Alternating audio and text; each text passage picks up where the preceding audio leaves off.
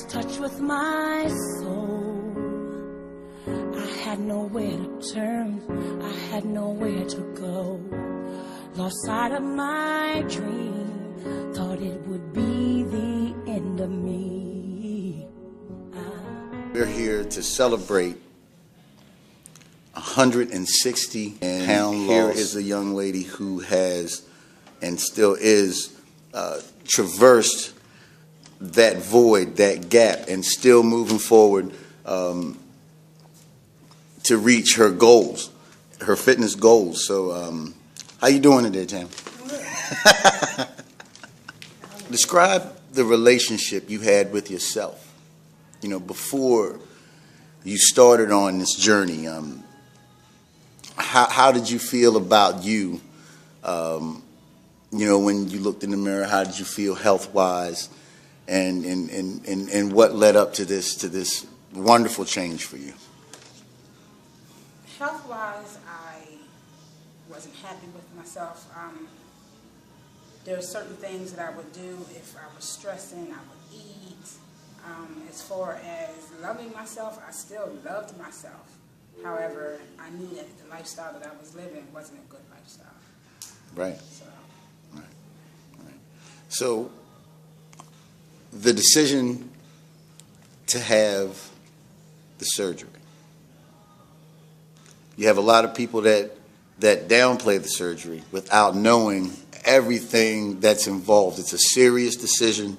It's not something that you can just do on a whim and then say, oh, well, I've dropped 50 pounds. Let me go back to my old habits. How did you feel when you received your diagnosis? I didn't want to get it. Actually, because of health reasons, I had to get it. I ended up with edema, a real base, a severe case of edema, where my legs were being messed up with.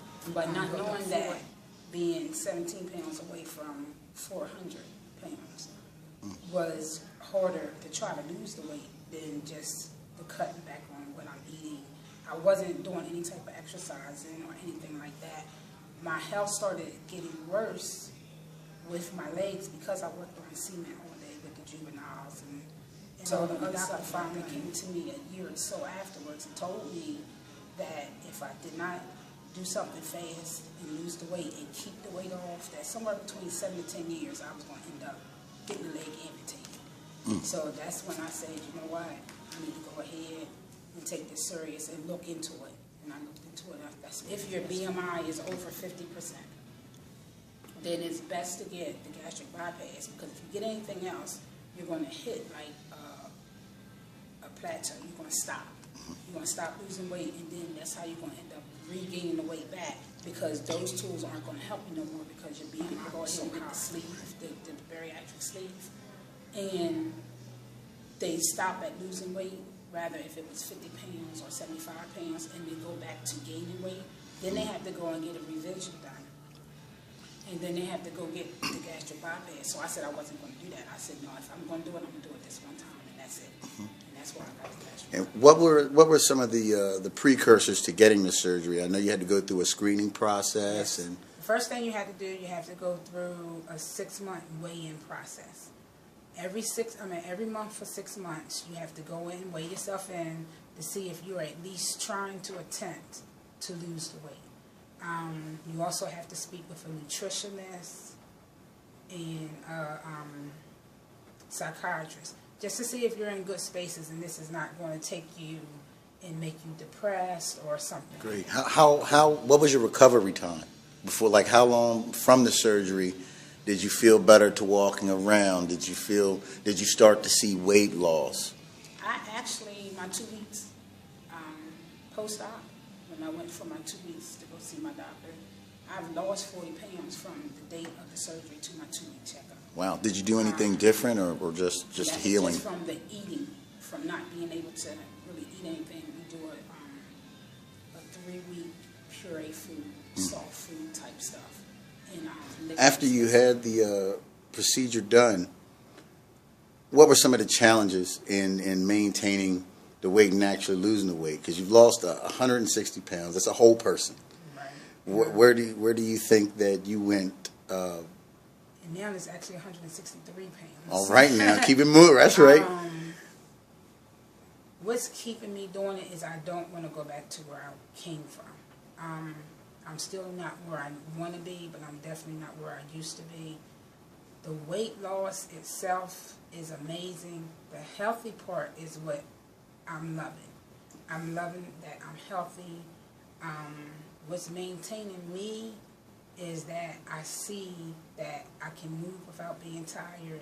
I can go up the steps without being tired. You know, I can run without being tired. And most important, that hopefully I'll be around to run around with my grandkids. Having a gastric bypass or any other bariatric surgery, it's not for us just to get it and to lose weight. It's for us to use it. It's a tool for us to use. The bypass is a tool for me to use, not to be able to binge eat, not to be able to just eat until I want to throw up or until I get full and go to sleep. It's for me to use it as a tool to watch what I eat and how I eat it. Right. And watching the eating part is really easy. You just got to train yourself how not to go back to where you were before. I look at me and say, I don't want to go back to that person that was almost 400 pounds. So when I do, like for instance, this morning that when I walked into my parents' house, I smell bacon. And I'm like, oh, God, I want a piece of bacon so bad. But instead, I go in my pocketbook and I get some nuts that I have in my pocketbook and I eat those. Those is just some things that you have to do. If you don't want to lose, gain that weight back, then you just got to keep it in your mind. That's not what I want to do. So nutrition-wise, you know, speaking, do you have cheat days, or do you find yourself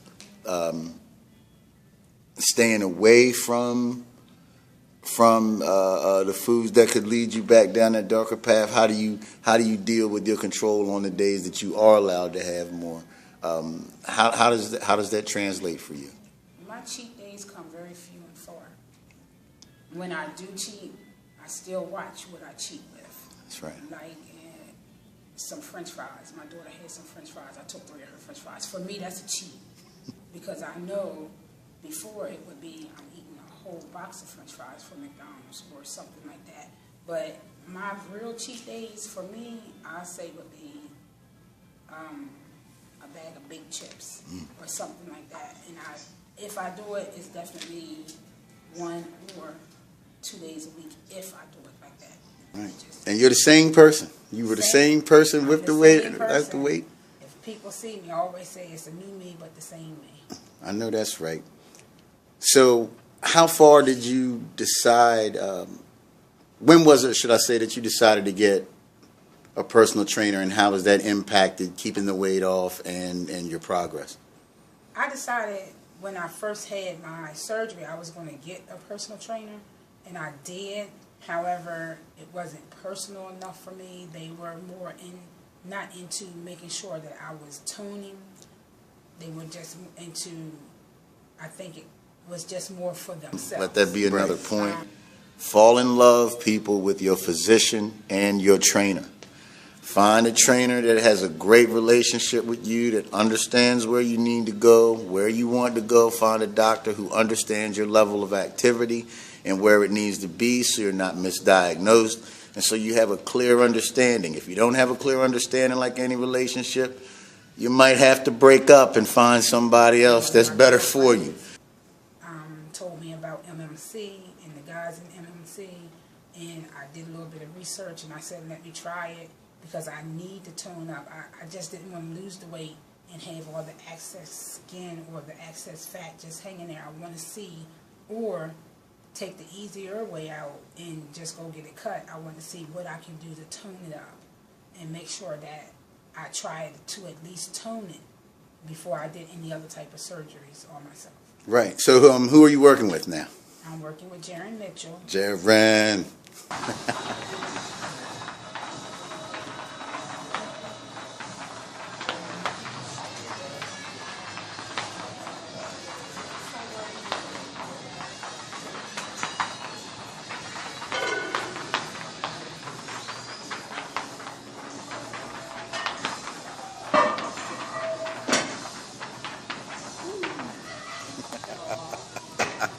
Ciao, ciao. Central Mind Muscle Connection, one of the co-founders, one of the trainers here at Live Fit. What did you have in mind when you saw what Tammy needed to do and how she needed to go about it? And have you worked with young ladies like her before that are in her similar situation? Well, when Ms. Tamara came to me, I did have a case like her before.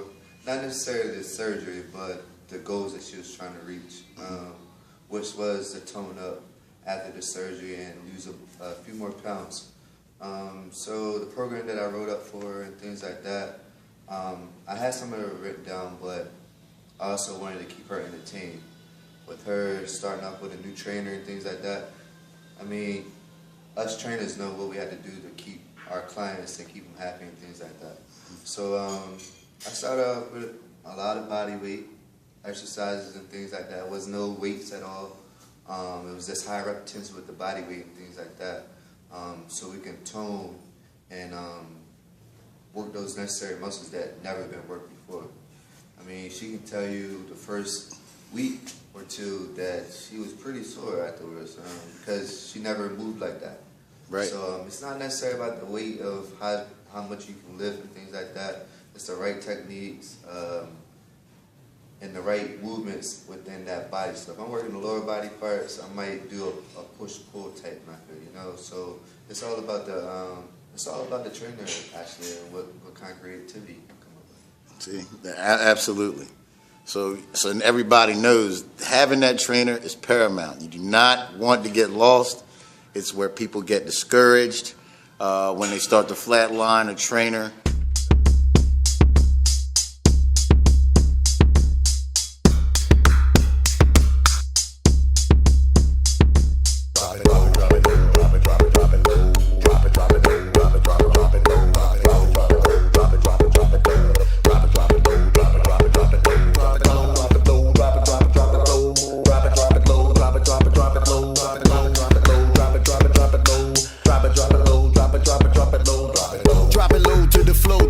Shaking till your hips and your calves and your quads aching, till your legs start to cave and you can't take it. If you can't take the weight, rack it up, change it. Think your ass sags like a drag, so change it. Put that little black dress on and make a statement. Bend your knees, point your toes, there you go, baby. Now let me see 20 more. I know the burn crazy. Drop it low, drop it, drop it, drop it low.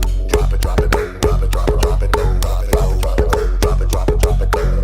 Drop it, drop it low, drop it, drop it, drop it low. Drop it low, drop it low, drop it, drop it, drop it low. Drop it, drop it low, drop it, drop it, drop it low. Drop it low, drop it low, drop it, drop it, drop it low. Drop it, drop it low, drop it, drop it, drop it low. Now you can hack, squat on the box. Squat when you lunge, plunge your ass to your socks. Front squat, jump squat, duck walk, bum drop. Zuba keep you moving like you do the foxtrot. One leg movements like you playing hopscotch. Switch legs, do it. Trying to make them legs pop. Get it? Don't stop till we get them teardrops. We gon' drop it low. Let's go and drop.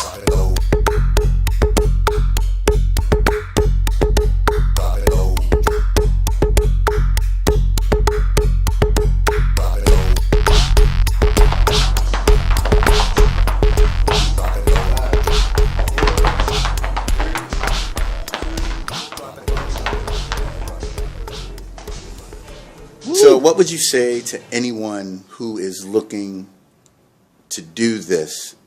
What would you say to inspire others who are on the fence about getting the surgery and the importance of doing everything that you can do before, going to that level? The first thing I would say is make sure this is something that you want to do because it's a life-changing situation.